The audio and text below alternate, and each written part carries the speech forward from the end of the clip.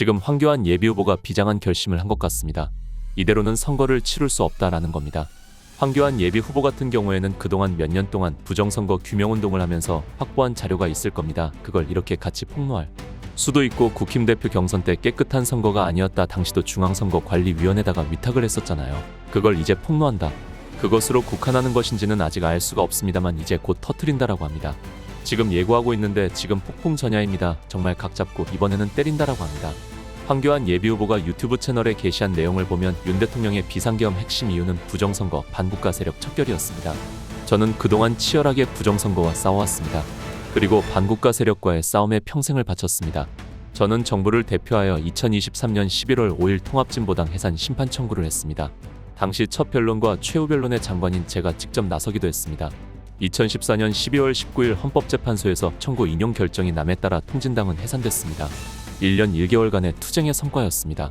당시 헌재 변론 과정을 통해 통진당 그 자체뿐 아니라 소속의원 5명도 모두 자격 박탈시켰습니다. 이석기, 김재현, 김미희, 오병윤, 이상규가 그들입니다. 이것도 매우 큰 성과였습니다. 해산정당은 유사정당을 만들 수 없도록 정당법이 규정하고 있습니다. 그런데 지금 통진당 유사정당이 나타나 버젓이 활개를 치고 있습니다. 바로 진보당입니다. 예를 들어 김재현 전 의원이 그렇습니다.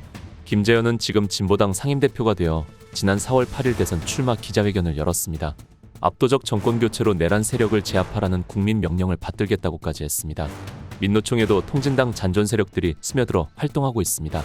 이들에 대해서도 헌법에 따라 정당 해산을 해야 하는데 아직 그런 움직임이 전혀 보이지 않고 있습니다. 자유민주 진영의 위기입니다. 저는 이들과의 체제전쟁 즉 자유민주주의냐 공산주의냐의 체제전쟁을 벌이고 있습니다. 이를 위해 이번 대선에 출마했습니다. 국힘당을 탈당하고 무소속으로 출마했습니다. 그들이 체제전쟁을 방관하고 있기 때문입니다. 저는 끝까지 책임을 완수할 것입니다. 반국세와의 싸움에서 국민과 함께 반드시 승리할 것입니다.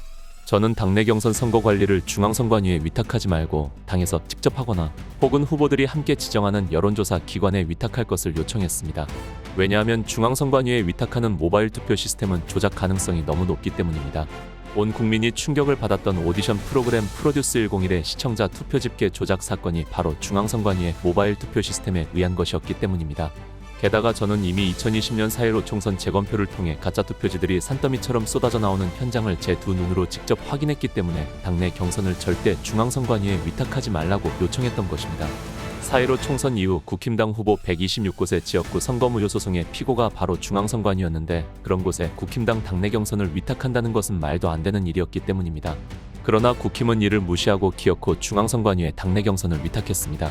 또한 당에 출마 신청서를 낼 때 선거 결과에 반드시 승복하고 어떠한 이의제기나 법적 소송을 하지 않겠다는 무조건 승복 각서를 써야만 후보 등록을 할 수 있게 했습니다. 너무 이해가 안 가는 일 아닙니까?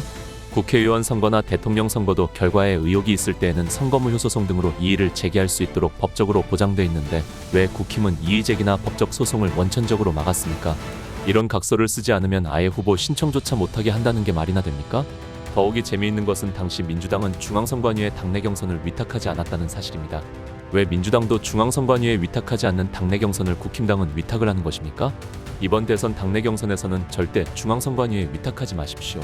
저 황교안은 국민의힘 전신인 자유한국당, 미래통합당의 당대표였습니다. 그럼에도 불구하고 국민의힘을 탈당한 이유는 이 당으로는 부정선거 세력과 결코 싸울 수 없기 때문입니다. 대한민국을 살릴 수 없기 때문입니다. 왜냐하면 국민의힘 안에도 부정선거와 연루된 자들이 있기 때문입니다. 그래서 탈당을 하는 것입니다. 부정선거가 자행되는 한 권력은 결코 국민의 것이 아니기 때문입니다. 선관위의 것이기 때문입니다. 선관위와 짝짝꿍이 되어 권력을 탈취한 자들은 국민을 절대로 무서워하지 않습니다. 국민을 개돼지 취급해도 그들은 다음에 또 어김없이 권력을 잡을 수 있기 때문입니다. 부정선거 세력과 반국가 세력을 척결하지 않는 한 대한민국의 미래는 없습니다. 제2의 홍콩이 될 것입니다. 공산국가 중국에 속국될 것입니다.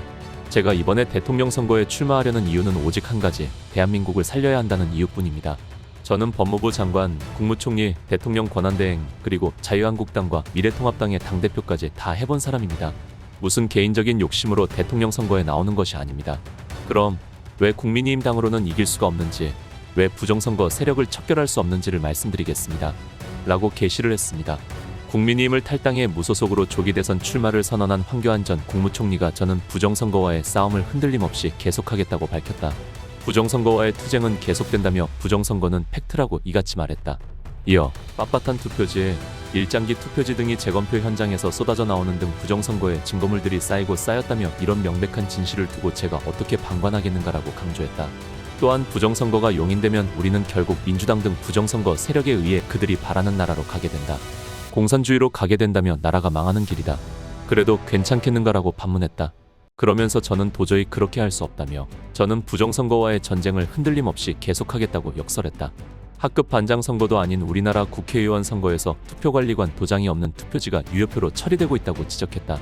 이어 학급 반장 선거에서 담임교사 도장 없는 투표지가 유효표라면 학생들이 가만히 있겠는가라며 고지 들리지 않는 말이라고 생각하실 것이지만 이런 일이 실제 일어나고 있다고 꼬집었다.